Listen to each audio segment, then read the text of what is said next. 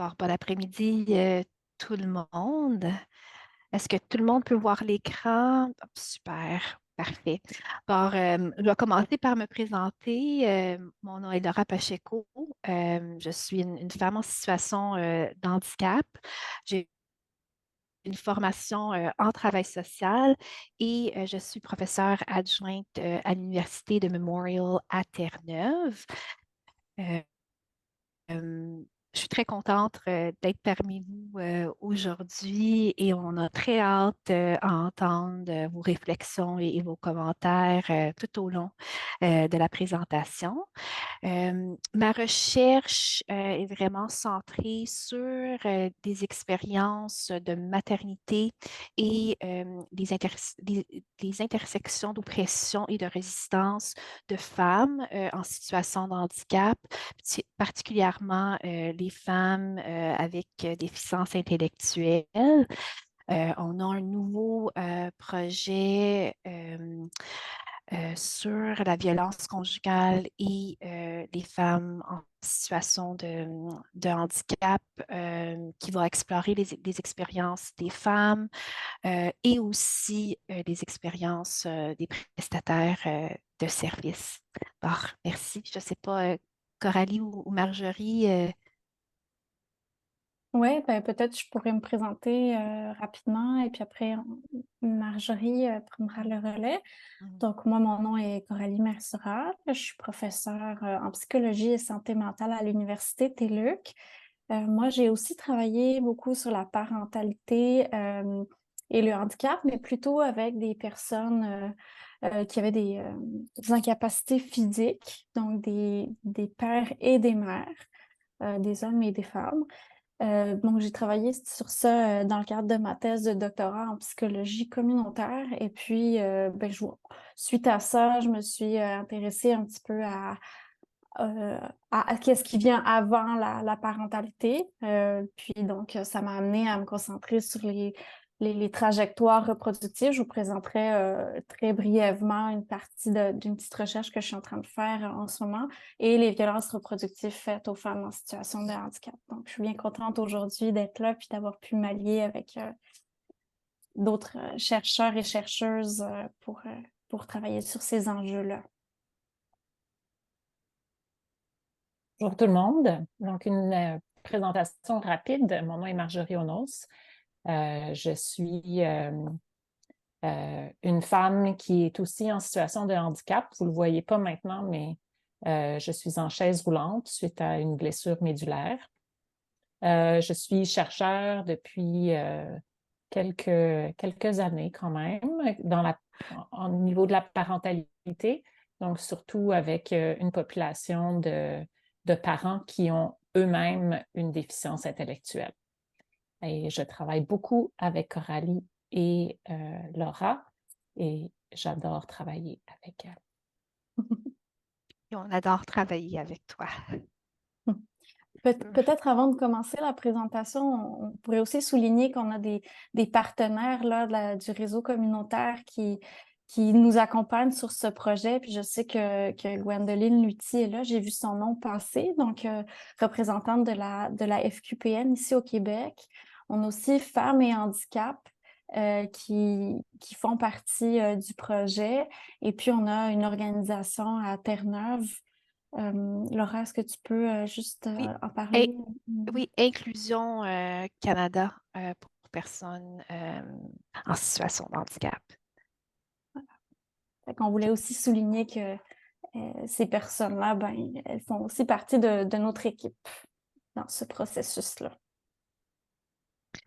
C'est avec plaisir aussi qu'on souligne nos partenaires communautaires et notre groupe de recherche, Coralie qui est la co-directrice et Marjorie qui vient juste de se présenter, Marie-Marthe qui vient juste de se présenter aussi avec son expertise dans le domaine.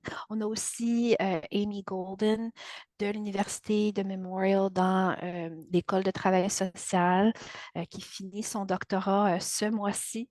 Et Michelle Schwab, qui est une bibliothécaire à l'Université de Montréal, qui a vraiment soutenu le processus du scoping review dont on va parler un peu plus en détail cet après-midi. Alors, cet après-midi, on va... Parfait. Prochain J'essaie slide. de changer. Juste OK. dire que Laura dit qu'on est l'après-midi parce qu'elle est à Terre-Neuve. Nous autres, on est Oh, c'est pas encore. encore l'après-midi, hein? C'est vrai. Non. On est proche. OK, OK. parfait. Excellent. Merci, Coralie. Alors, on va vous parler de deux projets.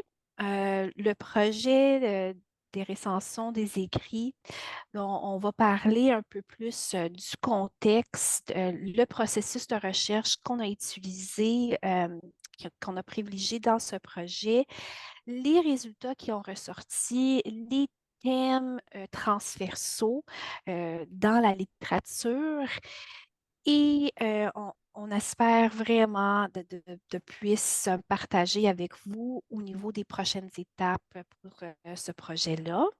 Le deuxième projet est une étude exploratoire. On va parler de la méthodologie du projet et aussi les résultats préliminaires. Et ensuite, on va en avoir notre session de discussion, de questions et de partage.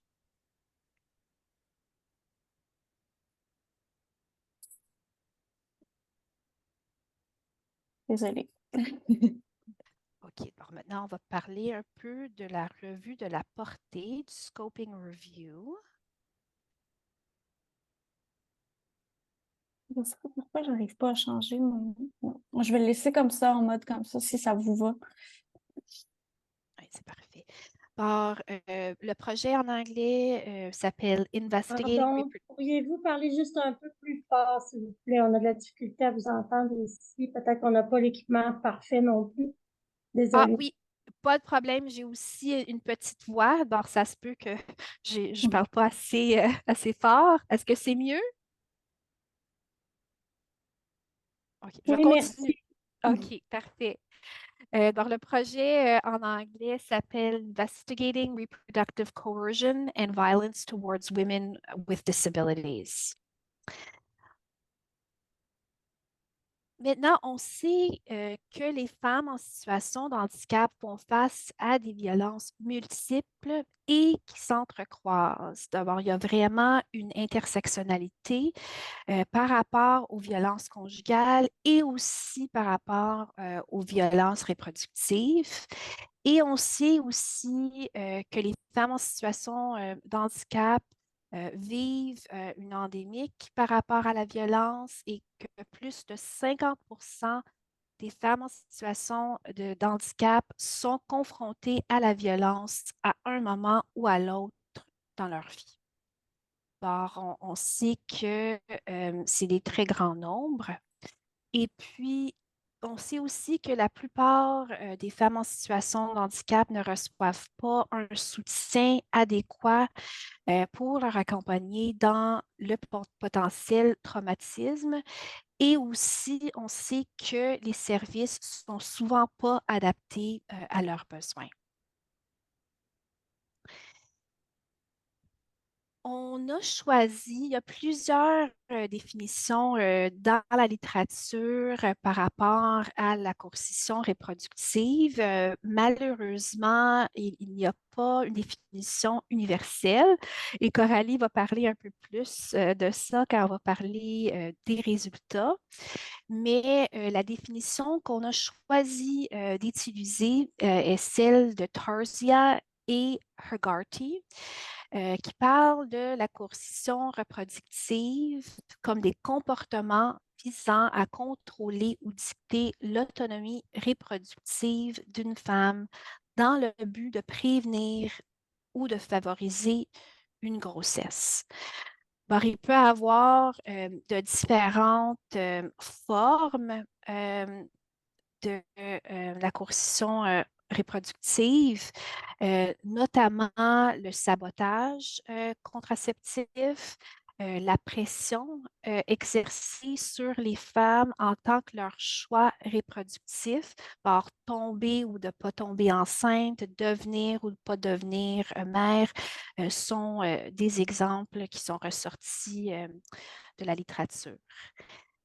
On sait aussi qu'il y a vraiment un manque de connaissances concernant la violence ou la coercition reproductive à l'égard des femmes marginalisées, particulièrement les femmes en situation de handicap qui vivent des intersections croisées aussi au niveau de leur identité.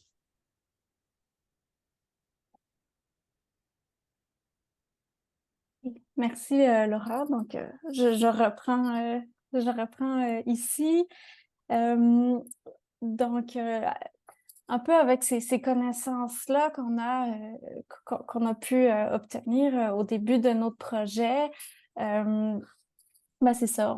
On a identifié l'objectif du projet qui est de réaliser une synthèse de la littérature ou une recension des écrits. Relative à la violence reproductive faite aux femmes en situation de handicap dans les contextes canadiens et international. Puis c'était un projet, comme le disait Marie-Marc, qui a été financé. Donc, on voulait vraiment regarder un petit peu qu'est-ce qui se passait. Puis là, on parle ici de violence reproductive. Laura a tantôt parlé de coercition aussi. Fait que ce sont des termes qui sont effectivement, qu'on a pris les deux en considération dans notre projet et qui sont assez interchangeables pour l'instant dans la littérature. Donc, en termes de processus de recherche, on a fait ce qu'on appelle une revue de la portée. Une revue de la portée, c'est un processus rigoureux de recension des écrits qu'on va faire un peu au début d'un projet ou quand on veut documenter quelque chose, un phénomène qui a peu été documenté ou sur lequel on connaît peu de choses. Donc, on a choisi cette avenue-là. Puis, il y a 5 étapes qu'on a suivies pour conduire cette revue de la portée. Donc, dans un premier temps, on a identifié une question de recherche là, qu'on gardait en tête quand on sélectionnait les études, qui était comment est-ce que la violence reproductive ou la coercition reproductive à l'égard des femmes en situation de handicap est décrite dans la littérature. Donc, on voulait essayer de mieux comprendre ce phénomène-là. Ensuite, on a eu la phase d'identification puis de sélection des études. Pour cette phase-là, on a eu une aide vraiment précieuse de la bibliothécaire Michel qu'on présentait tantôt, qui a vraiment travaillé sur les mots-clés pour être le plus inclusif possible dans un premier temps. Donc, avec des mots-clés qui se rapportaient aux violences faites aux femmes, à la coercition reproductive, mais on élargissait un petit peu notre point de vue aussi pour voir s'il y a peut-être des choses qui pouvaient s'inscrire dans d'autres types de violences. Puis, on a été aussi très large en termes de la définition du handicap. Puis, par la suite, on a, après plusieurs, on va dire, cycles d'examen de ces études-là, révisé un petit peu nos critères d'inclusion et d'exclusion. Donc, je vais juste passer à la diapositive suivante, juste pour vous présenter brièvement les critères d'inclusion et d'exclusion qu'on a vraiment identifiés et déterminés en équipe. Donc, toute l'équipe de recherche, les étudiantes qui travaillent sur le projet et les personnes représentantes des organismes communautaires qu'on mentionnait tantôt ont pris part aux discussions pour réfléchir sur ces critères d'inclusion et d'exclusion. Donc, il y avait un critère propre au genre, c'est-à-dire qu'on a choisi de garder uniquement les études qui portaient sur les filles et les femmes en situation de handicap. Puis à la deuxième étape, après plusieurs cycles d'évaluation puis d'analyse, on a décidé d'exclure tous les articles qui portaient sur les questions relatives au VIH et au sida. Il y avait quand même un gros corpus de données, puis on voulait pas non plus avoir trop d'informations et puis d'avoir à la fin trop de documents non plus. Fait qu'il y avait vraiment un champ de recherche là, complet qui se situait sur ces questions-là. Puis on a aussi exclu tout ce qui était maladies physiques chroniques comme le cancer, par exemple, et les problématiques de santé mentale sur longue durée aussi, pour essayer de limiter un petit peu, puis d'avoir un peu quelque chose de plus précis dans ce qu'on pouvait avoir. Les articles devaient porter sur la violence ou la coercition reproductive. Donc, ça devait être nommé spécifiquement à un moment ou à un autre, en tout cas dans le résumé. Les types d'articles aussi étaient importants parce qu'on s'est vraiment concentré sur des articles, des recherches. On a exclu tout ce qui était commentaires d'articles et puis tout ce qui était littérature grise dans un premier temps. Puis, ben, l'accessibilité des documents aussi a constitué un facteur d'exclusion dans le sens où il y avait des articles qu'on n'a pas été capable de récupérer. Donc, ben, ils étaient exclus de notre recherche. On a fait la recherche en anglais, puis on l'a faite également en français. On a traduit les termes, puis on a reproduit ça en français, mais on n'a pas trouvé d'article vraiment en français. Donc, une fois la sélection des articles faits, ben, on a travaillé collaborativement à établir une grille d'analyse. Donc, on a sélectionné ensemble là, les différentes variables qu'on voulait voir apparaître là, quand on analysait les articles. On a fait une analyse thématique de contenu assez classique sur les articles. Donc, juste voir qu'est-ce qui ressortait puis comment on pouvait répondre à notre question de recherche. On a mis tout ça ensemble en essayant de rechercher une récurrence ou une redondance pour essayer de nouveau de trouver une réponse à notre question. Puis on avait des sous-questions aussi, hein. Les variables pouvaient être, bon, c'était quoi les concepts qui définissaient la violence reproductive? Où est-ce qu'elle est perpétrée, cette violence-là? C'est quoi les lieux?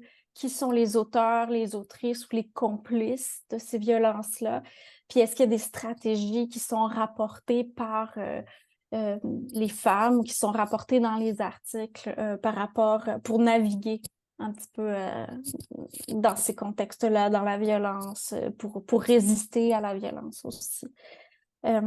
Puis, la dernière étape qui était l'étape de consultation, on en est un petit peu là, même si on a déjà présenté ces résultats aux partenaires, qui est vraiment importante parce qu'on a adopté un cadre de recherche de Disability Justice Framework. Fait que c'est un cadre de recherche émancipatoire où on a essayé au maximum d'inclure les représentants des organismes pour pouvoir, à la fin, pouvoir produire on va dire, des livrables qui soient, utiles pour les organismes sur lesquels ils pourront se baser là, pour continuer leur travail de représentation ou de lobbying éventuellement. Donc là, on est vraiment dans cette phase-là, dans la dissémination des connaissances puis des données pour voir là, qu'est-ce qu'on veut faire, sous quelle forme là, finalement, on veut les disséminer, ces résultats-là. Cette conférence aujourd'hui en est une, puis il y en a d'autres, évidemment. Donc, voilà un petit peu pour les critères. Puis si je vais maintenant sur les résultats principaux, donc on a réussi à retirer 48 documents dans cette recherche-là sur quand même un temps assez large. Donc, ça va de des années 70 à 2023. Donc, c'est intéressant de voir qu'on s'intéresse à ces questions-là depuis quand même une quarantaine d'années, un petit peu plus. différents devis de recherche aussi, donc beaucoup d'analyses de cas dans le domaine du droit, mais des études empiriques aussi, qui ne sont pas la majorité. Là, je pense que si je me souviens bien, il y avait à peu près 11 études empiriques. Donc, on est à peu près à un quart d'études empiriques, donc des recherches qui ont été faites sur le terrain. Puis, ce sont majoritairement des études qualitatives. Et puis, on a trouvé des documents à travers le monde, donc les principaux, aux États-Unis, en Angleterre, en Australie, au Canada, mais on a aussi des documents en Inde, dans certains pays d'Afrique aussi. Puis, plusieurs disciplines étaient représentées, donc plusieurs disciplines se sont questionnées à un moment ou à un autre sur cette question-là des violences reproductives faites aux femmes en situation de handicap, majoritairement représentées par le droit, je dirais, ce qui est quand même quelque chose qui nous a étonnés. Puis sinon, en sciences sociales, le domaine de la médecine, de la santé, des sciences infirmières aussi sont des domaines qui se sont intéressés à cette question-là.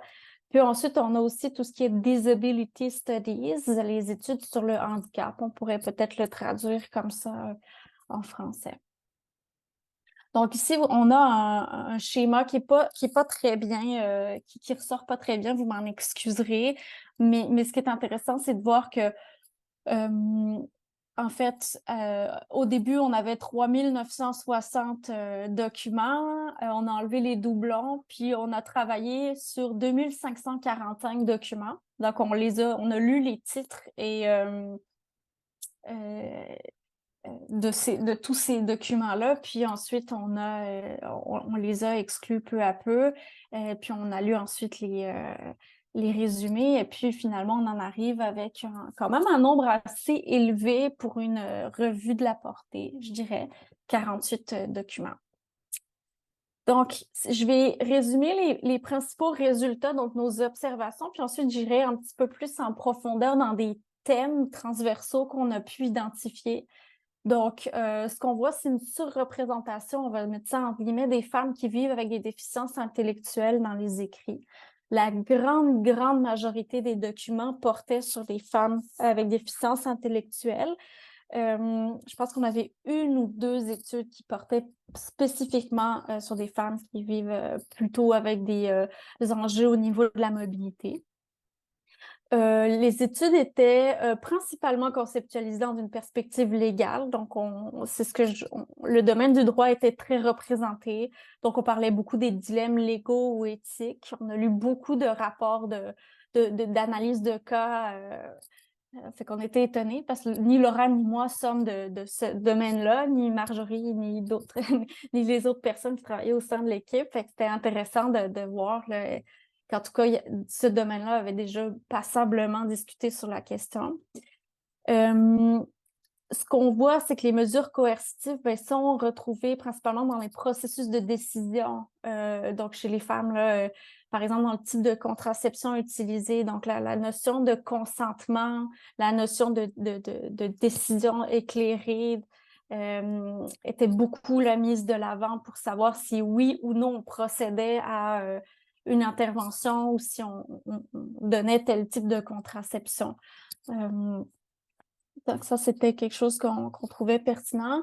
Puis, ben, comme je vous disais tantôt, on voit quand même une forme d'hétérogénéité dans la manière dont on nomme les violences reproductives. Des fois, il a fallu chercher un peu. On le sait que ça parle de violences reproductives, mais c'est pas forcément nommé comme ça. C'est nommé comme du droit reproductif. Mais là, finalement, quand on va lire, tout ce qu'on voit, c'est des exemples de choses qui entravent le droit à la reproduction, par exemple. Fait qu'on a essayé de naviguer là-dedans parce que c'est vrai que c'est pas encore très, très clair, comme le mentionnait Laura au début de la présentation.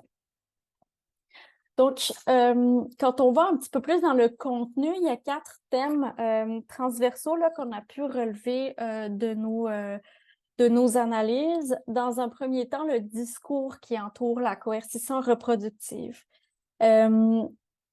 Donc, beaucoup d'études vont mentionner ces discours-là, puis comment est-ce qu'on justifie de donner tel type de contraception ou de procéder à des stérilisations, par exemple, sans forcément le consentement des femmes concernées.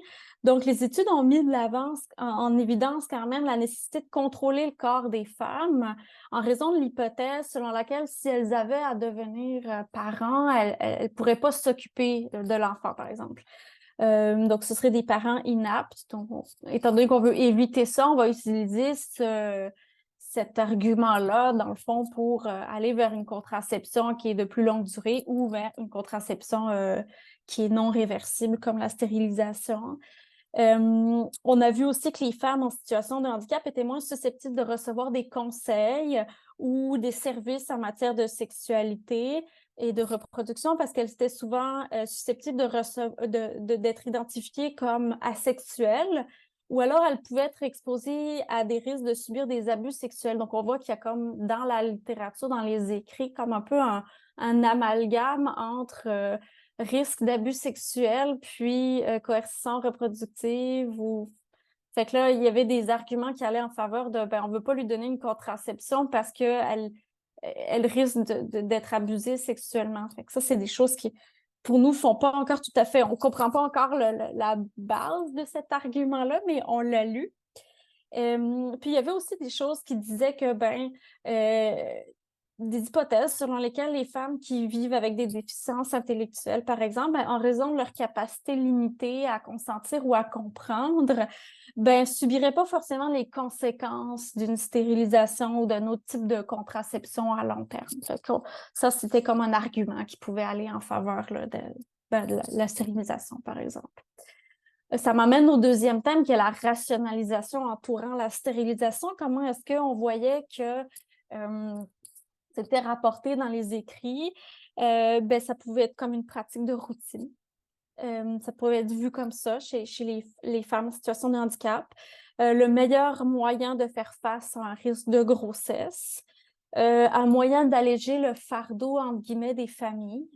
J'y reviendrai un petit peu plus tard.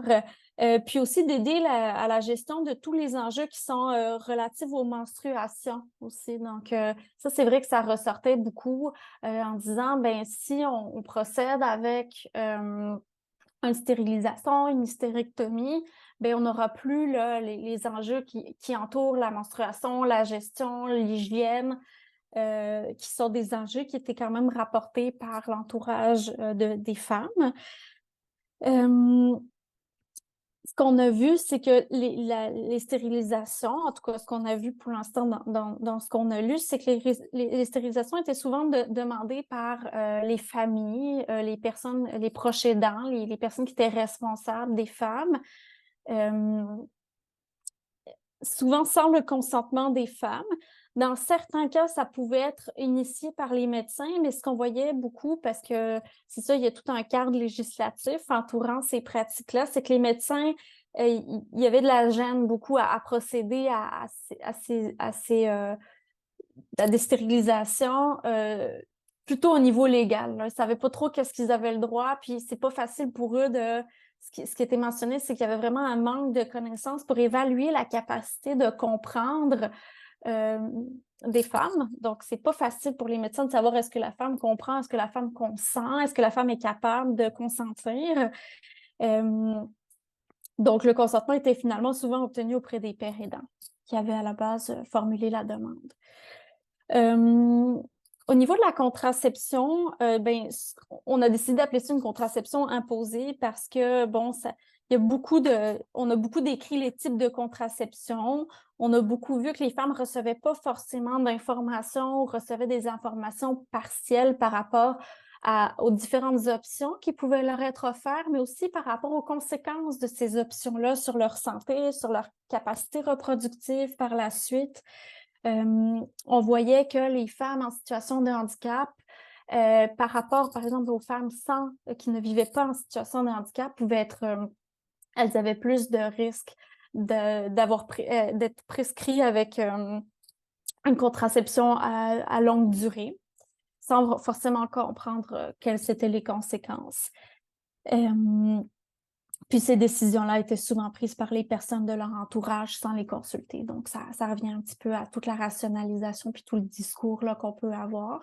Puis finalement, on a aussi beaucoup d'articles qui parlaient des barrières à l'accès aux services en santé sexuelle et reproductive, des barrières en termes d'attitude des professionnels, donc des attitudes négatives, discriminatoires, mais aussi des barrières en termes physiques, donc à accéder à des tables d'examen qui sont, par exemple, adaptées pour pouvoir avoir tous ces contrôles en matière de santé sexuelle et reproductive.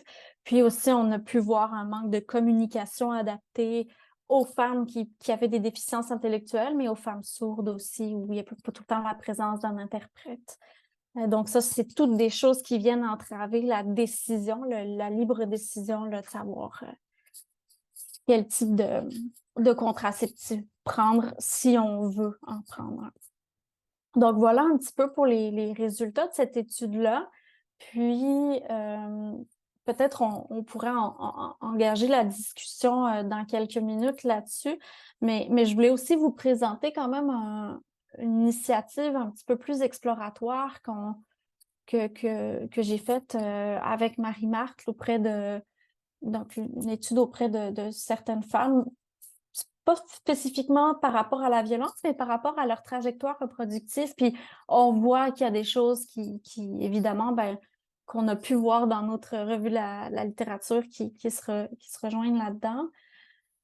Donc, c'est une analyse des expériences d'autonomie et de coercition reproductive de femmes vivant avec des incapacités physiques. Donc là, je me suis concentrée vraiment sur des femmes qui avaient des incapacités physiques, ce qui vient aussi, dans une certaine mesure, commencer à pallier un peu le manque de connaissances qu'on voit dans la littérature, parce que la majorité des études qu'on a pu lire jusqu'à présent étaient vraiment liées à la déficience intellectuelle.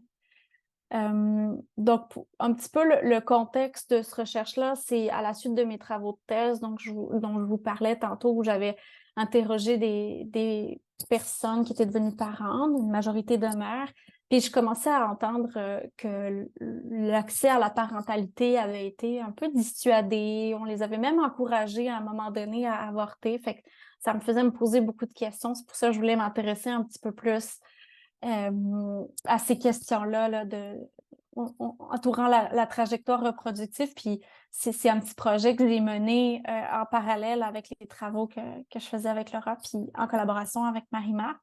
Puis je vous ai mis une citation là, que je vais traduire rapidement, mais qui est d'une Australienne qui est activiste, blogueuse, une femme en situation de handicap, puis qui dit « En tant que femme en situation de handicap, mon avortement a jamais été remis en question, mais ma grossesse a été remise en question. » Ce qui est quand même assez parlant de ce qu'on peut avoir lu ou de ce que je peux avoir entendu. Fait que rapidement, les objectifs de cette étude, c'était vraiment de décrire, comprendre le vécu des femmes qui vivent avec des incapacités physiques par rapport à leurs expériences d'autonomie et de coercition reproductive. Donc, à nouveau, toujours intéressé à comprendre c'est quoi la teneur des coercitions reproductives, parce que c'est pas si facile que ça à identifier, puis c'est qui les acteurs, les actrices, par qui elles sont perpétrées. Donc, on voit quand même un lien là, entre les questions qu'on s'est posées dans le cadre de la revue de la portée. J'ai fait des entrevues individuelles, puis une entrevue de couple. Donc, j'ai eu aussi un couple hétérosexuel qui a participé. Puis, les thèmes étaient assez larges dans une perspective de trajectoire de vie. Donc, on essaie toujours d'avoir comme quand même une notion un peu chronologique ou dans leur récit. Puis on a parlé des expériences générales, des obstacles rencontrés dans le parcours reproductif. Là, j'ai parlé avec des personnes qui avaient toutes eu un ou des enfants, mais ça aurait pu très bien être des femmes qui n'avaient finalement pas eu d'enfants. On a parlé aussi de leur lien avec les professionnels rencontrés, leur lien avec l'entourage. Puis, on est en train de mener là, une analyse phénoménologique interprétative pour essayer d'aller voir un petit peu en dégager le sens qui est fait par les participantes et le participant de leur trajectoire. Fait que les principaux thèmes que j'ai pu identifier, qu'on a pu identifier jusqu'à présent, c'est des thèmes entourant d'abord le rêve d'avoir un enfant, qui a été quand même, qui est un rêve, qui est un projet chez ces personnes-là, mais un parcours reproductif qui est vraiment marqué par les ruptures ou les blocages Et puis, on le voyait dans les discours des participantes et du participant, une forme de résilience aussi par rapport à ça. On a beaucoup parlé aussi, ils ont beaucoup mentionné des choses qui se rapportent aux normes sociales. Hein. C'est quoi être un parent? C'est quoi être un parent avec des limitations, quelles qu'elles soient? La notion de temporalité est beaucoup ressortie aussi jusqu'à présent. Puis là, c'est vraiment des résultats préliminaires, mais c'est sûr que c'était logique d'avoir une notion de temporalité parce que là, on a vraiment une perspective de trajectoire, mais en même temps, on voyait que c'était long. C'était des processus qui étaient longs, qui étaient parfois coûteux, puis de nouveau parsemés d'embûches. On a parlé de relations de confiance avec le système de santé, puis souvent, en fait, le manque de confiance, l'impression de devoir se battre. On a vraiment un champ lexical autour de se battre, de lutter, de la lutte, puis de rester sur ses gardes par rapport au système de santé. Puis une notion de transmission aussi, d'intergénération, plutôt par rapport à transmettre le handicap, qui est quand même des discours qu'on entend beaucoup hein, quand on parle de parentalité en situation de handicap. Et puis aussi en termes d'intergénérationnel avec les parents des parents. Fait que ça, c'est quelque chose qu'on est en train d'explorer en ce moment. Pour terminer, j'avais envie de vous mettre quelques citations. Donc, j'en ai 3 que j'aimerais lire, tout simplement, avant qu'on passe à la période de discussion. Donc, j'en ai 2 de la participante. Un qui dit, elle parle du regard des autres. Donc là, on est plutôt dans le thème de la norme sociale. Elle dit, le regard change. Je me rappelle, quand j'étais enceinte, j'avais des regards qui me dévisageaient. Plus tu vieillis, moins c'est là. Moi, je l'ai attribué au fait que peut-être qu'ils se disent, ben, elle est devenue handicapée après avoir eu son enfant. Peut-être que parce que là, avec l'âge, je suis beaucoup mieux reçue que quand j'étais enceinte ou quand j'étais avec lui bébé. Donc là, on parlait de toute la norme sociale entourant le choix de faire un enfant alors qu'on est en situation de handicap. Et c'est ce qu'elle nous explique ici. Puis la deuxième, c'est un peu pour exemplifier là, ce champ lexical là, de la lutte. Elle dit, ben, ça a été dur, ça a été long, ça a été encore une fois une lutte au lieu d'être juste un processus que j'aurais aimé être plus naturel. Tu sais, ça a duré 5 ans. Ça a été long. Ça, c'était son processus en fertilité pour pouvoir avoir son premier enfant.